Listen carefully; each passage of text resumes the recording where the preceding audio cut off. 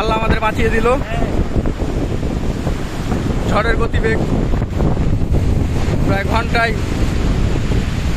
20 থেকে 25 কিলোমিটার বেগে চলছে।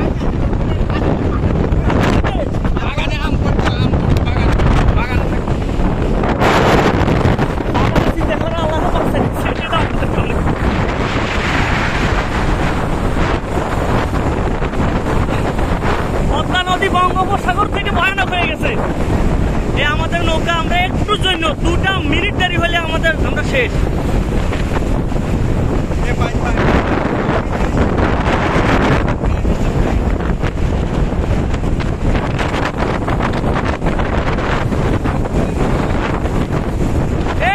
নৌকা চলে যাচ্ছে পুরো পুরো।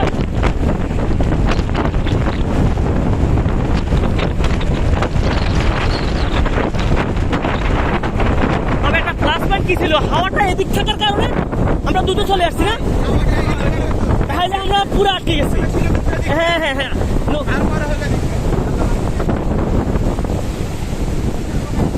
লাইলা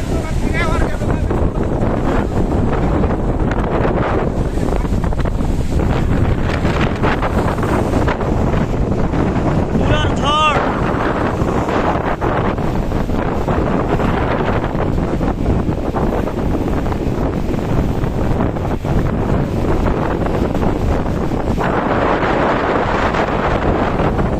নদীতে কি ভয়ানক হতে পারে এটা নিজের চোখে না দেখলে তো। আমরা একটু জন্য রক্ষা পেলাম। আমরা আসলে হাকিম যাওয়ার কথা ছিল ওই পাশের স্তরে, কিন্তু মাঝ পথে আমাদের সুমেল অত্যন্ত দক্ষতার সাথে বলে যে ভাই যাওয়া যাবে না। আমি বলতেছি কেন যাওয়া যাবে না? যাবে, বলে যে ভাই এরকম মেঘ আমি কখনো দেখি নাই, দেরি করা যাবে না। আমরা তাৎক্ষণিকভাবে আমরা নৌকাটা ঘুরে নিলাম।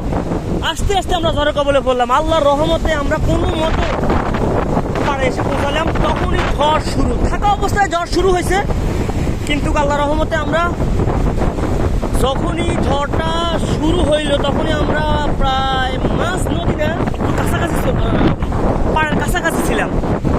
কিন্তু যখন ঝড়টা পুরোপুরি শুরু হয়ে গেল আর একটুর জন্য আমরা রক্ষা পেয়ে গেলাম। এটা আলহামদুলিল্লাহ, আল্লাহ চাইছে আমরা ভালোভাবে পাড়ে উঠি।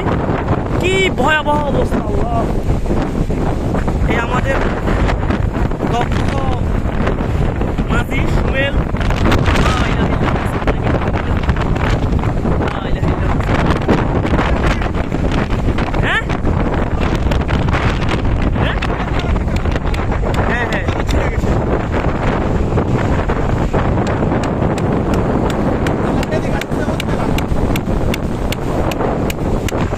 পদ্মা নদীর ঝড় নিজ চোখে দেখলাম।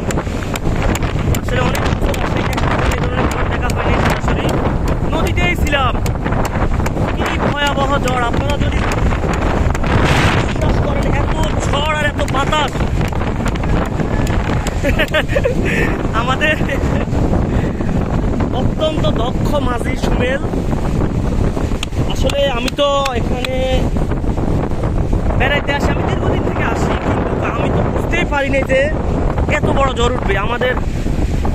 আমার মামাতো ভাই সুমেল বললো যে এই অবস্থা ভালো না, নৌকা বেড়াইতে হবে। আমরা তো তাৎক্ষণিকভাবে আস্তে আস্তে ঝড় শুরু হয়ে গেল।